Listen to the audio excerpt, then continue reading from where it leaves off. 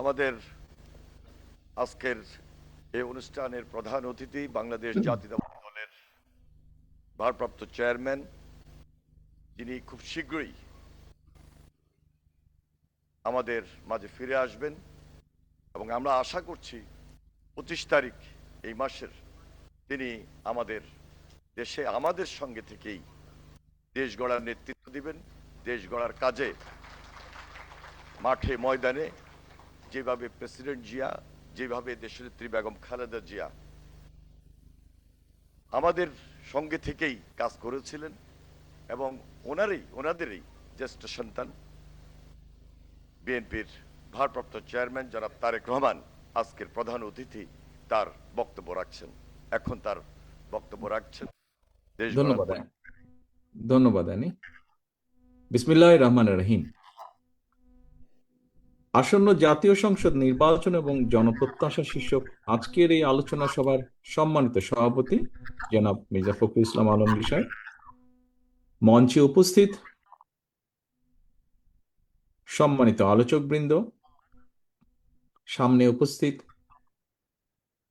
বরেণ্য অতিথিবৃন্দ, সম্মানিত অতিথিবৃন্দ, সাংবাদিক ভাই বোনেরা, উপস্থিত সকল উপস্থিতিবৃন্দ, আসসালামু আলাইকুম। এখানে আলোচকবৃন্দরা যে সকল বিষয়ে আলোচনা করে গিয়েছেন আমি শুনছিলাম এবং আমি চিন্তা করছিলাম যে কোন বিষয়টি নিয়ে বলবো, বিকজ কম বেশি কনসার্নিং যেগুলো বিষয় দেশের, সেটি সাংবিধানিক হোক, সেটি আইনগত হোক, সেটি রাজনৈতিক হোক, সেটি উন্নয়নমূলক হোক, প্রায় সবগুলো বিষয়ই কম বেশি সকলেই ছুঁয়ে গিয়েছেন।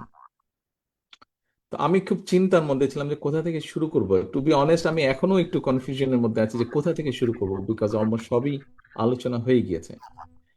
আহ এখানে মাহবুল্লাহ সাহেব একটি কথা বলেছেন এবং আমি মনে করি সবাই যে সকল বিষয় আলোচনা করেছেন তাদের সকলের বক্তব্যে সবচেয়ে প্রথম বিষয়টা হচ্ছে বোধহয় আমাদেরকে, অর্থাৎ যারা আগামীতে নির্বাচন জয়ী হয়ে সরকার গঠন করবেন, প্রথমে একটি বিষয় বোধহয় এনশিওর করতে হবে, সেটা হচ্ছে রুল অফ ল, মানুষের নিরাপত্তা বা আইন শৃঙ্খলা, এক বাক্যে যা আমরা বলি।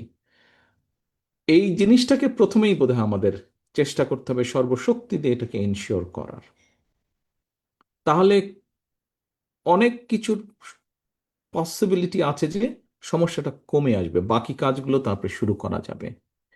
দ্বিতীয় বিষয়টি হচ্ছে আরেকটি বিষয়, এখানে আহ ডক্টর জাহিদুর রহমান সাহেব উনি ওনার কথায় বলেই গিয়েছেন বক্তব্যে, যে আমরা দেখেছি বিগত যে লম্বা টাইম যে স্বৈরাচার ছিল অন্যায্য বিভিন্ন জায়গায়, সেটা সমাজ শ্রেণী, প্রশাসন, ব্যবসা, বিভিন্নভাবেই হোক, বিভিন্ন স্তরে বহু ধরনের মানুষকে যার যেটা প্রাপ্য নয় অন্যায্য সুযোগ সুবিধা দেওয়া হয়েছে। এটি একটা হ্যাবিটের মতন হয়ে গিয়েছে। কাজে এই পরিস্থিতির বা এই অভ্যাসের পরিবর্তন করতে হবে। অর্থাৎ দুর্নীতির, এক কথায় যদি বলি আমরা সাধারণ স্বাভাবিক কথায়, দুর্নীতির লাগাম টেনে ধরতে হবে।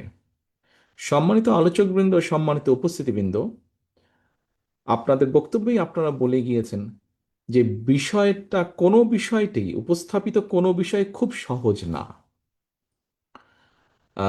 রাইট ডিসিশন, পপুলার ডিসিশন খুব সহজে নেওয়া যায়, বাট রাইট বা কারেক্ট ডিসিশন সবসময় পপুলার ডিসিশন যে রাইট হয় তা নয়, এবং সেই জন্য রাইট ডিসিশন নেওয়াটা খুবই কষ্টকর ব্যাপার।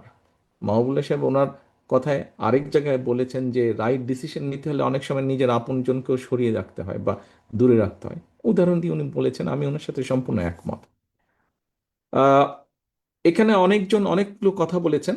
আমি একটা ভিন্ন, যদিও বিষয়টি আমি অন্য অন্য জায়গায় আলোচনা করেছি আপনাদের সামনে, যতগুলো আপনারা বিভিন্ন বিষয় উপস্থাপন করেছেন, কম বেশি আপনাদের সামনে যে ফোল্ডারটি আমরা দিয়েছি, প্রত্যেকের কাছে যে ফোল্ডারটি দিয়েছি, এই ফোল্ডারে যদিও 7টি বিষয় আমরা মূল এমফেসাইজ দিচ্ছি, এগুলোর ডিটেল বিষয়গুলি আমরা আমাদের ম্যানিফেস্টোতে দেবো এবং আরও অনেকগুলো বিষয় থাকবে ম্যানিফেস্টোতে। কিন্তু একটি রাজনৈতিক দল হিসাবে আমরা যখন মানুষের কাছে যাচ্ছি নির্বাচনকে সামনে রেখে, জনপ্রত্যাশাকে সামনে রেখে, যখন ভোটের জন্য চাইছি, খুব বেশি জিনিস সাধারণত মানুষ মনে রাখতে পারে না। মানুষের যেটা প্রয়োজন, যেটা ডক্টর জাহিদুর রহমান সাহেব বলেছেন, যে জনগণ বলতে আমরা যাদের কাছে বিভিন্ন শ্রেণীর কাছে বিভিন্ন জিনিসের প্রায়োরিটি আছে। তো অধিকাংশ মানুষের কাছে, সাধারণ প্রান্তিক মানুষের কাছে যে বিষয়গুলো প্রায়োরিটি, আমরা সেইগুলোকে অ্যাড্রেস করেছি এবং সেই জিনিসগুলো আপনাদের সামনে আমরা আজকে ফোল্ডারের মধ্যে উপস্থাপন করেছি। আহ, একটি জিনিস, আমার কথাটা হয়তো একটার সাথে একটা একটু পুরোপুরি মিল নাও থাকতে পারে, তবে বোঝানোর স্বার্থে আপনারা যে বিষয়গুলো আলোচনা করেছেন তার বাইরে আপনাদের সামনে আরো সমস্যার গভীরতা বোঝানোর জন্য দু একটি বিষয় আমি তুলে আনতে চাই। এই ঘরে আপনারা যারা উপস্থিত আছেন, আমাদের আজকের এই অনুষ্ঠানের আমন্ত্রিত অতিথিবৃন্দ, সাংবাদিক ভাইরা, এমনকি এই হোটেলের যারা স্টাফ বৃন্দ আছেন, যে কয়জন মানুষ এই ঘরে উপস্থিত আছেন, কম বেশি প্রত্যেকেই আপনারা ঢাকা শহরে থাকেন।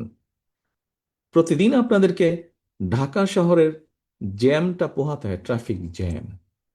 আমরা এখানে কেউ কিন্তু ট্রাফিক জ্যাম নিয়ে কথা বলিনি, কিন্তু এটা এমন একটা বিষয় যেটি অবশ্যই আগামী সরকারকে অ্যাড্রেস করতে হবে। তা হলে যেভাবে এনার্জি, যেভাবে সময়, পরিশ্রম সবকিছু নষ্ট হয়ে যাচ্ছে, যা প্রতিদিন পিছিয়ে নিয়ে যাচ্ছে জাতিকে, এটা সয়ে যাচ্ছে মনে হচ্ছে আমাদের, কিন্তু এটা সয়ে গেলে তো চলবে না। আমাদেরকে এর সলিউশন বের করতে হবে। ঢাকা শহরে একটা পরিসংখ্যান, আমি জানি না এই মুহূর্তে কতটুকু সেটা সঠিক, প্রায় 1.5-2 কোটি মানুষ বাস করতো শুনতাম, আমরা জানতাম, বাট এখন নতুন পরিসংখ্যান বলছে এটা বোধহয় 3 কোটির কাছাকাছি প্লাস মাইনাস হবে। এত মানুষ ঢাকা শহরে বাস করে। সেই মানুষের মধ্যে এতগুলো 3 কোটি মানুষও যদি বসবাস করে, 2.5 কোটি মানুষও যদি বসবাস করে, আমাদেরকে ধরে নিতে হবে প্রতিদিন প্রায় 2 কোটি মানুষ অন্তত চলাফেরা করছে। এই 2 কোটি মানুষ স্বাচ্ছন্দ্যে, কম বেশি স্বাচ্ছন্দ্যে চলাফেরা করবে এরকম পরিস্থিতি আমাদেরকে তৈরি করতে হবে। সেটি বোধহয় নেই। চলাফেরার জন্য এনাফ স্কোপ তাদের থাকতে হবে। বিভিন্ন different kind of transportation, mobility থাকতে হবে। সেই বিষয়টি আলোচিত হয়নি। তবে এটি আপনারা দেখছেন, ফিল করছেন। আমি আরেকটি গুরুত্বপূর্ণ কথা বলি। ঢাকা শহরে যদি 3 কোটি মানুষ থেকে থাকে, এই মুহূর্তে 2.5 থেকে 3 কোটি মানুষ থেকে থাকে, একজন মানুষের প্রতিদিন প্রয়োজন হয়, সব রকম কাজের জন্য প্রয়োজন হয় 100 লিটারের মতন পানি। এই মুহূর্তে ঢাকা শহরে যদি আন্ডারগ্রাউন্ড ওয়াটার আমাদেরকে বের করতে হয়, প্রায় 1000 ফিটের কাছাকাছি আমাদেরকে নিচে যেতে হয়। আন্ডারগ্রাউন্ড ওয়াটার লেভেল এতটা নিচে চলে গিয়েছে। আহ খুব কাছে যেটা নদী, বুড়িগঙ্গা নদী, এই বুড়িগঙ্গা নদীটার পানি সম্পূর্ণ ব্যবহারের অযোগ্য।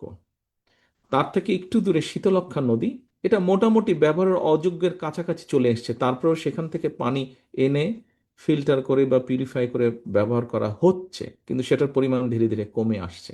এখনই যদি আমরা সচেতন না হই, নতুন করে যেই পানি প্রজেক্ট হচ্ছে, এটা মেঘনা নদী থেকে আনছে।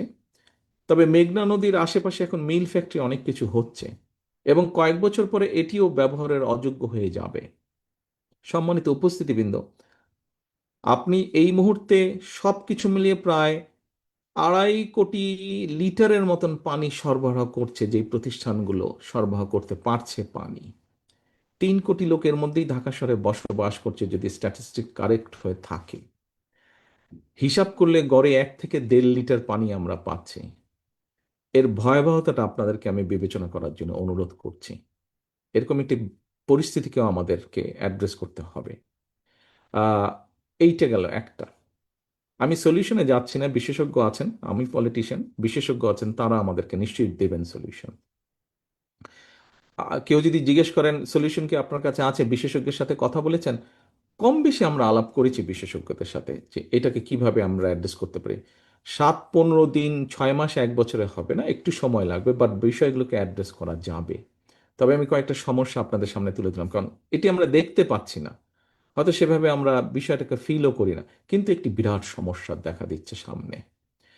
আহ সম্মানিত উপস্থিতিবৃন্দ, আলোচকবৃন্দ, আরেকটি বিষয় আপনাদের সামনে উপস্থাপন করি। এখানে আহ, আমাদের ইপিজেড, সাভার ইপিজেড বা সেই অঞ্চলের কথা মনে হয় আলোচনা হয়েছে, যে কোনো একজন আলোচক বলেছেন এখানে। সেইখানে অনেকগুলো টেক্সটাইল ইঞ্জিনিয়ার বা কালার করে, ফেব্রিক ইন্ডাস্ট্রি এগুলো আছে ওখানে, কেমিক্যাল ইন্ডাস্ট্রিগুলো আছে ওখানে।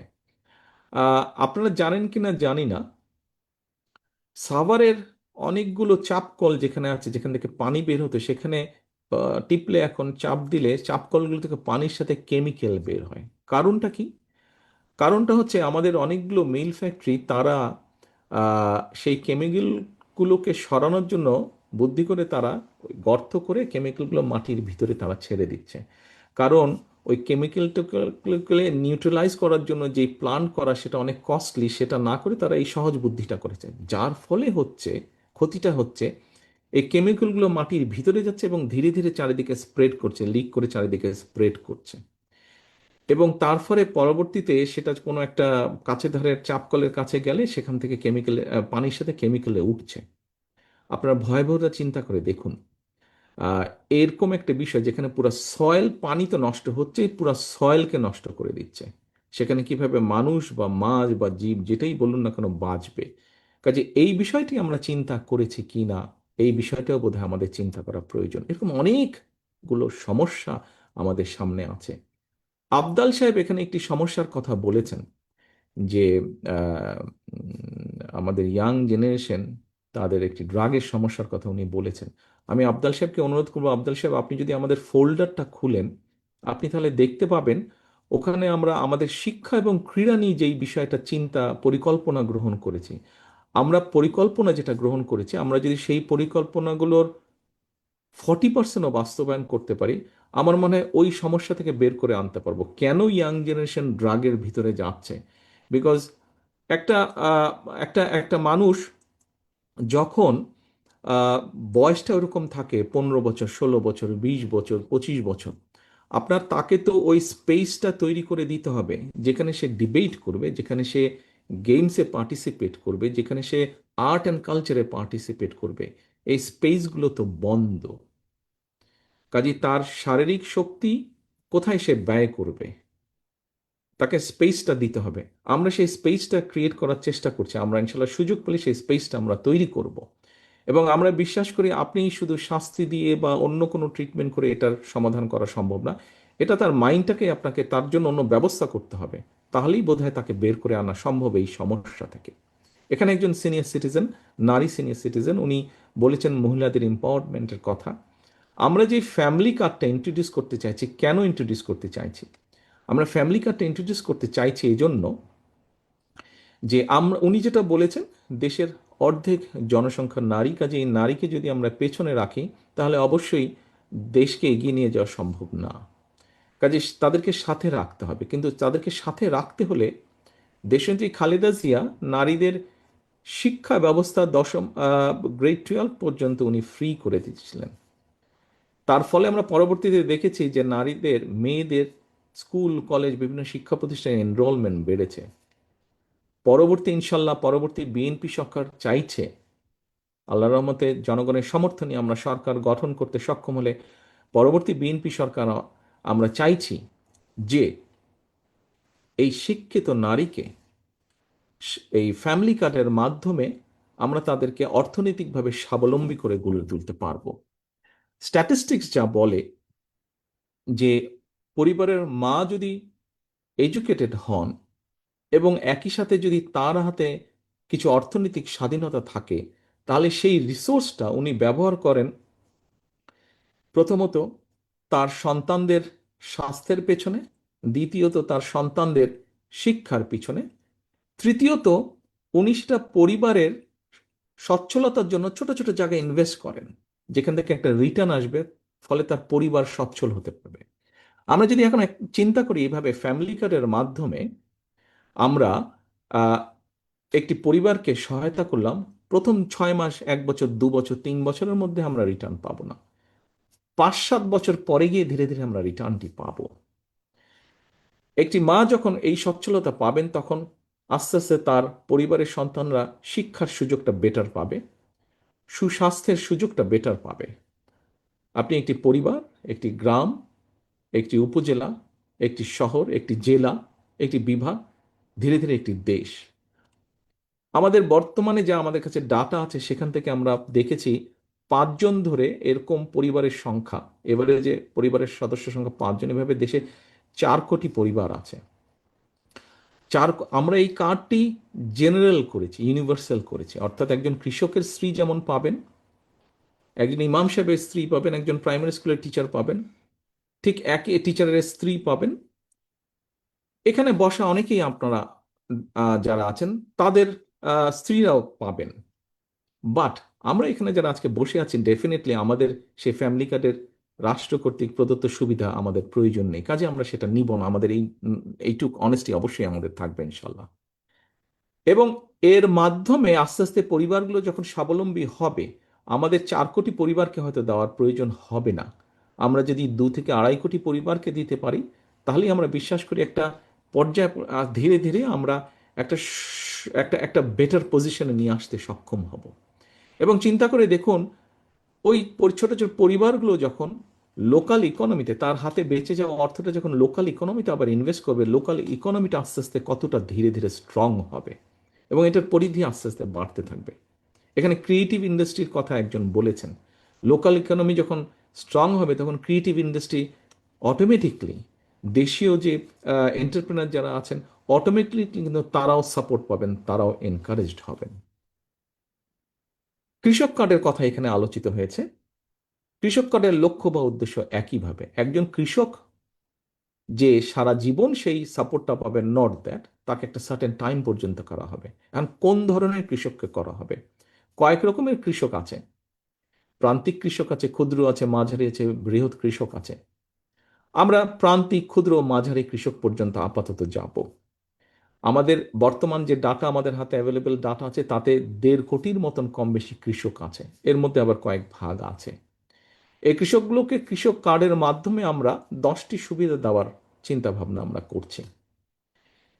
তার ফলে যেটা হবে, যেই ব্যক্তি, যেই কৃষক একটি ফসল, 2টি ফসল করেন, তাকে আমরা চেষ্টা করব একটি ফসলের সম্পূর্ণ সুবিধা দেওয়ার জন্য। সেটি সার, বীজ, কীটনাশক সম্পূর্ণ। আমাদের হিসাব বলে তাকে যদি কন্টিনিউস 5 থেকে 7 বছর আমরা সাপোর্টটা দিতে পারি, প্রান্তিক কৃষক ক্ষুদ্র কৃষকে পরিণত হবার সম্ভাবনা প্রচুর, ক্ষুদ্র কৃষক মাঝারি কৃষক হবার সম্ভাবনা প্রচুর। যদি তার জমির পরিমাণ নাও বাড়ে, অর্থনৈতিকভাবে সে স্বাবলম্বী হয়ে ধীরে ধীরে উঠতে পারবে। লক্ষ্য একটি, লক্ষ্য উদ্দেশ্য মানুষকে, সব ধরনের মানুষকে, সাধারণ মানুষকে এম্পাওয়ার্ড করা, অর্থনৈতিকভাবে তাকে একটি একটি শক্তিশালী ভিত্তির উপরে দাঁড় করানো। এখানে আলোচক বৃন্দদের মধ্যে বলেছেন, প্রশংসা করেছেন, ধন্যবাদ আপনাকে। খুব সম্ভবত মাহবুল্লাহ সাহেব বলেছেন যে এই কার্ডগুলো প্রশংসনীয় উদ্যোগ, কিন্তু কতটুকু ইমপ্লিমেন্টেড হবে। আমি ওনার জানার জন্য বলতে চাই এবং সবার জানার জন্য বলতে চাই, এই কার্ডগুলো শুধু যে আমরা যারা রাজনীতি করি তারাই যে বসে করেছি তা না। আমাদের কিছু শুভাকাঙ্ক্ষী আছে যারা প্রশাসন বা বিভিন্ন প্রফেশনালস জড়িত এইসব কাজের সাথে। আমরা তাদের পরামর্শ নিয়েছি যে কিভাবে কাজগুলোকে, আমরা যখন শুরু করব কাজগুলোকে, কিভাবে এই কাজগুলোকে সরকারের নিয়ম কানুনের মধ্যে আমরা ইমপ্লিমেন্ট করতে পারবো, সেই বিষয়গুলো আমরা আলোচনা করেছি, সেই বিষয়গুলো আমরা বিবেচনা করেছি। বাজেটের সংস্থান কিভাবে হবে, কিভাবে করতে হবে, কোথা কোথা থেকে বাজেটগুলো আসবে, কোন বাজেটটা অপ্রয়োজনীয় সেটাকে কাট করে এখানে এনে আমরা অ্যাড করব, এই ডিটেল কাজগুলো করা হয়েছে। কিন্তু একটি লিফলেটের মধ্যে যেহেতু এত ডিটেল দেওয়া সম্ভব না, সেজন্য আমরা এই বিষয়গুলো, ডিটেল বিষয়গুলো আমরা এখানে উল্লেখ করিনি। আমরা মানুষের স্বাস্থ্য সেবা, যেটা এখানে আলোচনা হয়েছে, এখানে আমাদের যে কিনোট আজকে উপস্থাপন করেছেন আমাদের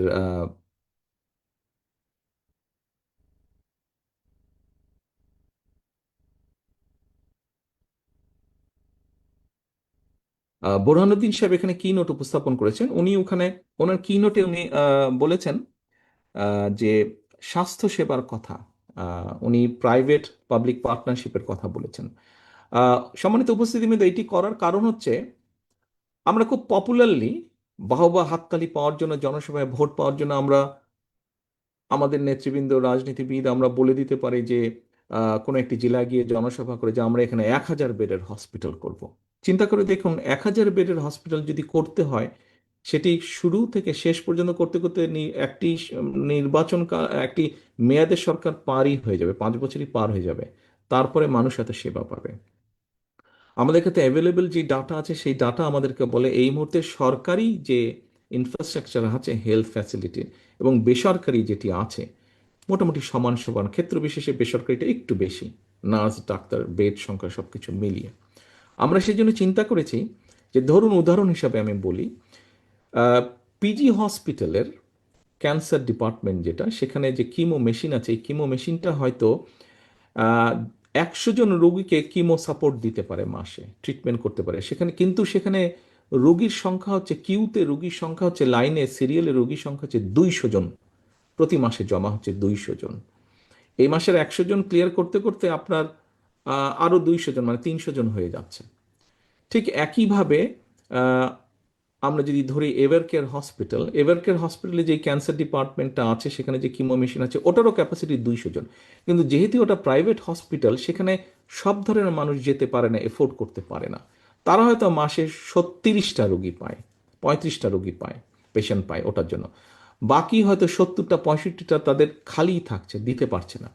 আমরা যেটা চিন্তা করছি এরকম যারা আছে তাদের সাথে সরকার একটা কন্ট্রাক্টে আসবে যে আমি তোমার ওই যে 70টা ও তার সাথে বসে আমরা ক্যালকুলেট করবো যে তার কি খরচ, ম্যাক্সিমাম আমরা তাকে কত দিতে পারবো, আমাদের সরকারের কি খরচ হবে।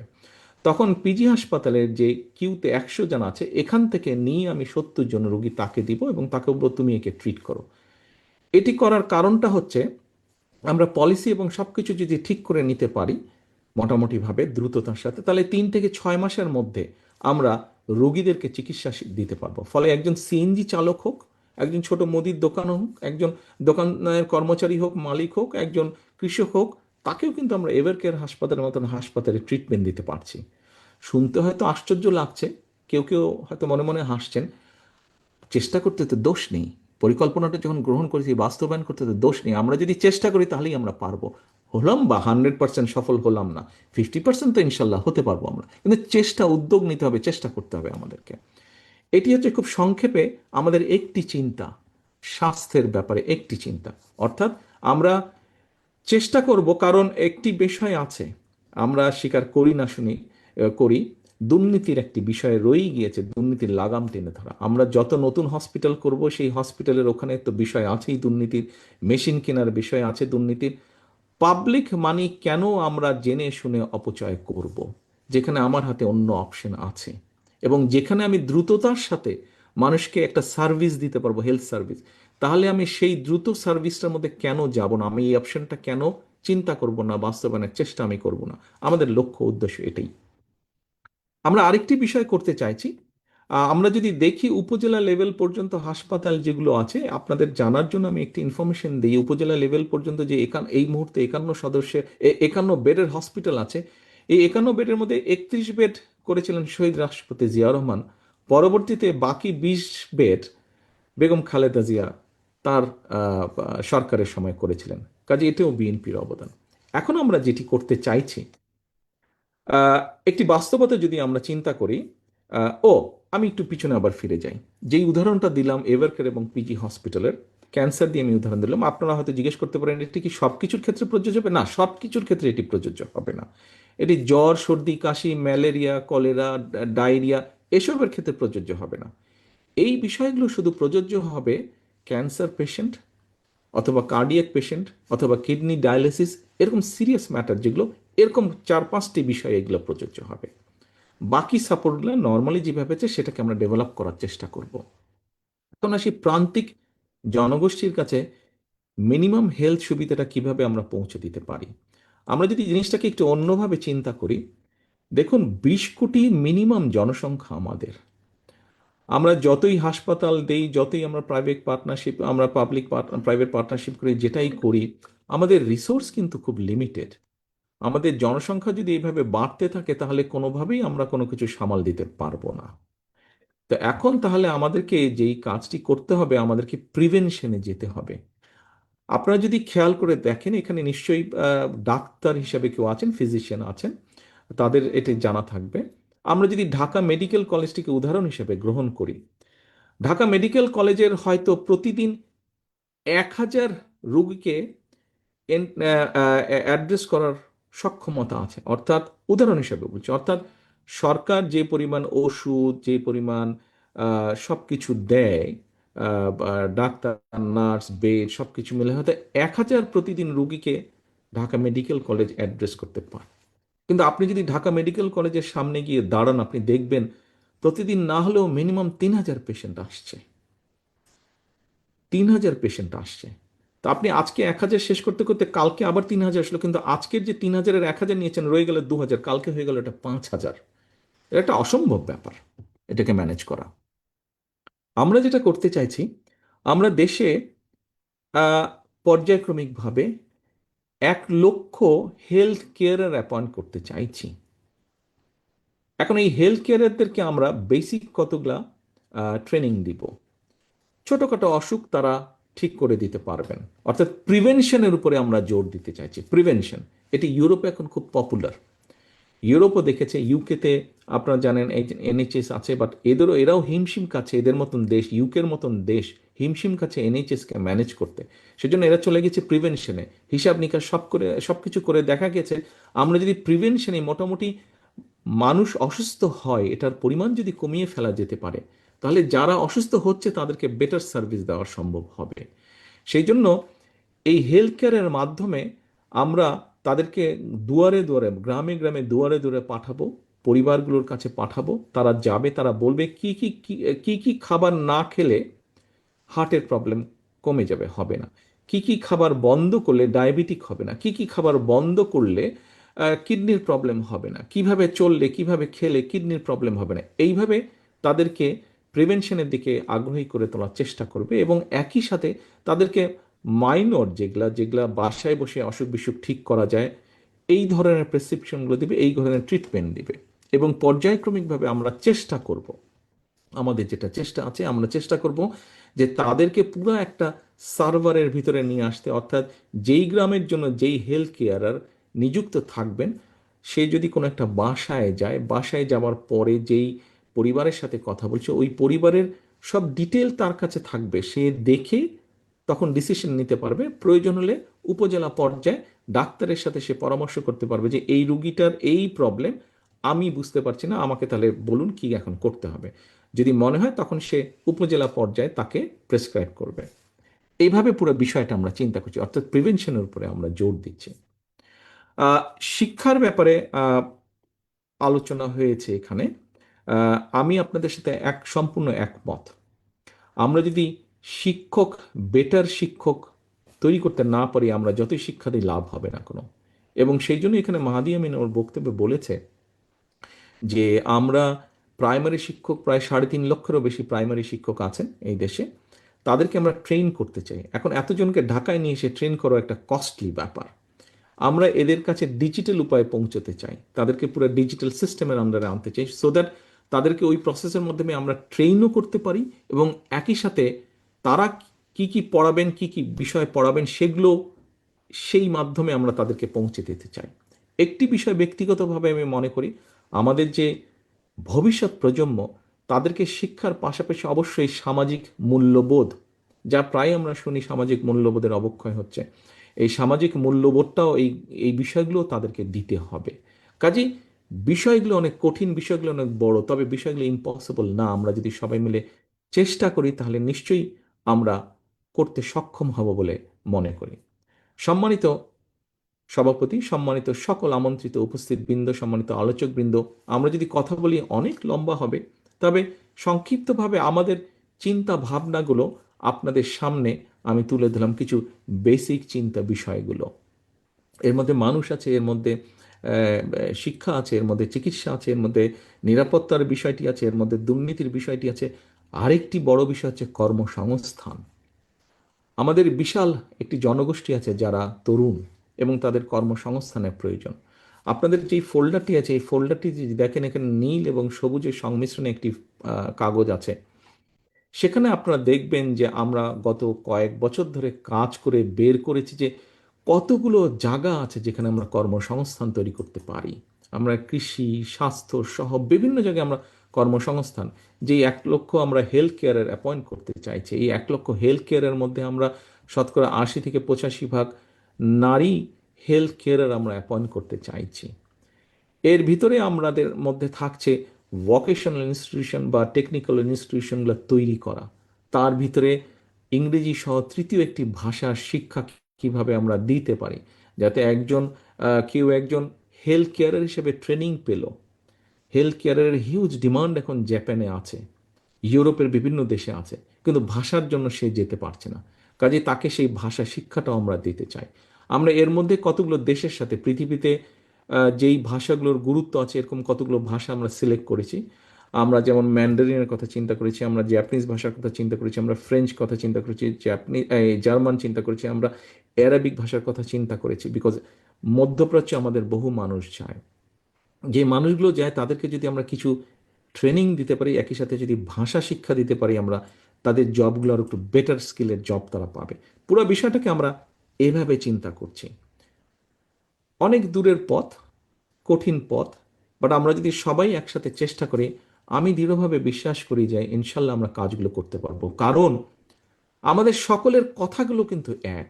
যারা বক্তব্য রেখেছেন, যারা আলোচনা করেছেন, আপনাদের চিন্তা ভাবনা এই ফোল্ডারে আমি যা দিয়েছি আপনাদের কাছে উপস্থাপন করছি, এখানকার যে আমাদের কথাগুলো সব চিন্তা ভাবনাগুলো কিন্তু এক।